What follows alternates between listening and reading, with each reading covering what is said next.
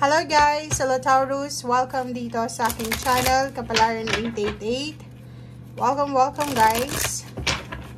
Alamin natin Taurus ko ng messages, vibration, gabay energy para sa inyong lahat. General reading para sa money, career, financial reading sa February 2024, Taurus. Okay.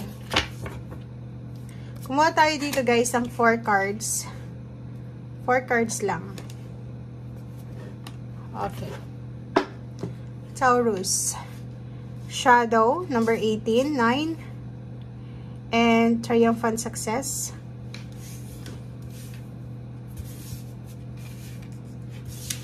Okay. So, ang nakikita natin dito guys is, if ever man may mga napagdaanan kayong shadow moments sa buhay mo, mga malungkot na nangyari regarding sa money. Ang dami nyong disappointments na napagdaanan. Ang dami nyong parang nadismaya kayo eh. Parang yon. Nadismaya yung iba sa inyo sa usaping pera, lalo na sa taong 2023. And dito sa barahang to, sinasabi ng barahan na this February, kailangan mong makamove on na. Kailangan mo nang makaalis galing dito sa shadow moment. Ang shadow moment na to, pwedeng sadness, pwedeng disappointments, rejection, or pwedeng yung pagpabago-bago ng isip mo regarding sa money. So, ang pwede natin ditong maging example is yung may mga decision making kayo regarding money, tapos may iba sa inyo gustong magtrabaho, tapos biglang magbabago yung isip, hindi na lang magtatrabaho, yung iba magnenegosyo, hindi na lang magnenegosyo. Yung alam mo yon na confused ka, at the same time, nagpo-procrastinate ka pa. Okay, so this February, kailangan mo daw na mag-move on na dyan sa shadow moment na yan. And mag-focus ka sa manifestation mo, number 11. Diba? Dito sinasabi ng barahan na huwag tayong masyadong emosyonal. Iwasan mo yung pagiging emosyonal, Taurus, ngayong buwan ng Pebrero, lalo na sa usaping pera. Emotional na saang paraan. Like yung ano sa inyo, yung iba kasi sa inyo, masyado kayong emotional, lalo na sa usaping rejection, sa pera. May mga tao sigurong hinihingan mo ng tulong tapos hindi ka pinagbibigyan. So, medyo magiging emotional ka, magtatanim ka ng sama ng loob or galit. So, yun ang kailangan mong iwasan. Okay? Sa ngayon, gamitin mo daw yung isip mo. Awareness. Gamitin mo yung isip mo, yung wisdom.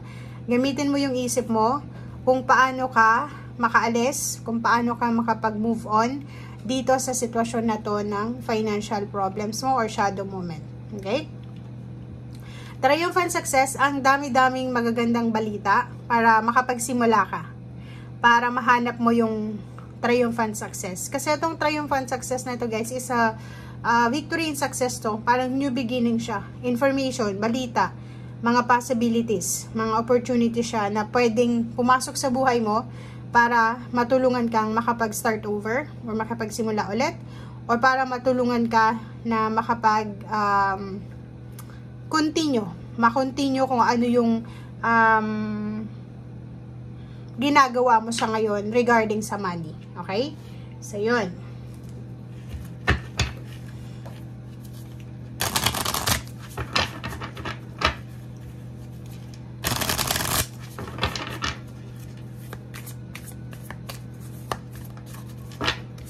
Okay. Diba? So, yun. It's a confirmation dito sa shadow moments na may kailangan kayong balansehin, lalo na sa pera. Kung makikita mo dito, itong financial constraints na to, na parang may iba sa inyo maraming utang na inaamag na, diba? Yung parang ang dami-dami mong kailangan na i-settle na financial. May mga utang kayo na kailangan bayaran. Meron sa inyo ditong yung income, wala pa, pababa ng pababa. May mga kailangan kayong isettle na mga loans na long time ago pa nangyari. So, kailangan natin ng balance dito. Okay? So, yun. If may naisip kang paraan, gawin mo na. Huwag mo nang antayin na magbago ulit yung decision mo. Kasi ang shadow moment na to, para siyang, alam yung ano, siya yung magpupush sa'yo na mag-procrastinate ka. Yung parang isang araw motivated ka, tapos another day, disappointed ka, walang interest, parang gano'n. So, yun ang kailangan mong iwasan.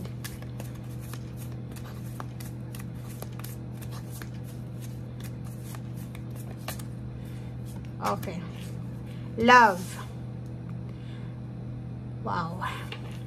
Dito na naman tayo.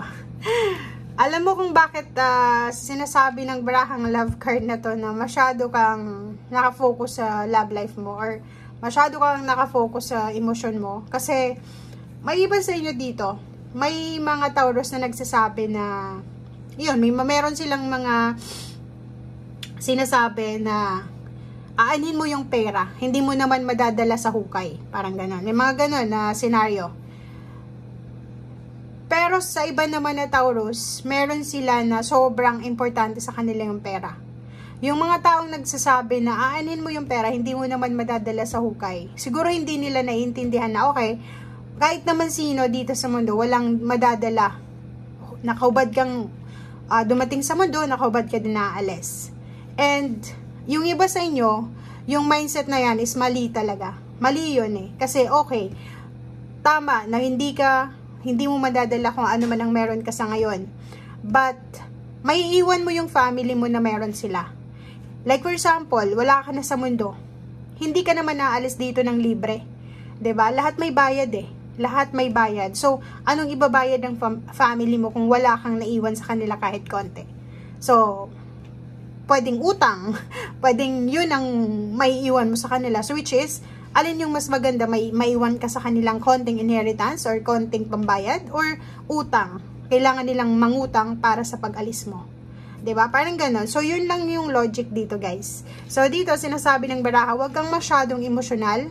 Huwag mong masyadong i-focus ang sarili mo, lalo na, kahit sabihin natin na February is a love month, pero hindi mo naman kailangan na i-focus ang sarili mo sa love life. Kasi, kung mapapansin mo, 2 taon ka na or 3 years ka nang nakafocus sa love life mo.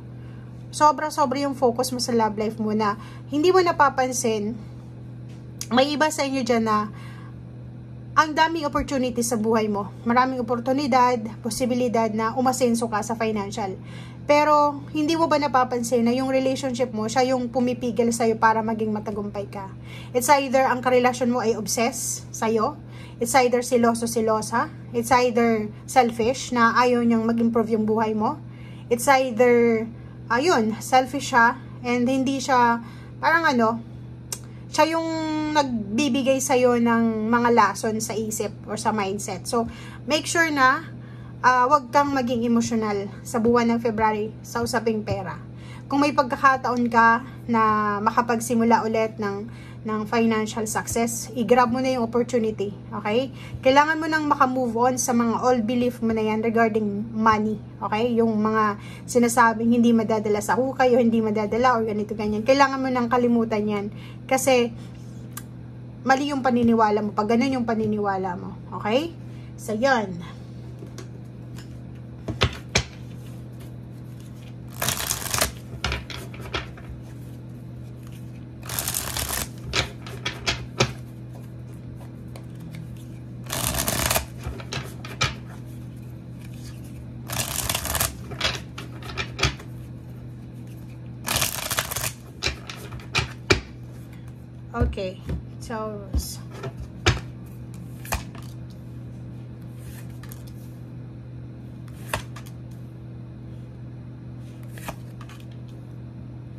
Okay, so dito, sinasabi ng baraha sa'yo dito na may Empress, may Magician, and then mayroon din King of Wands, and mayroon din na 5 of Swords. So, kung halimbawa man na feeling mo wala ka ng pag-asa regarding sa money, ang kailangan mo lang daw is magsipag.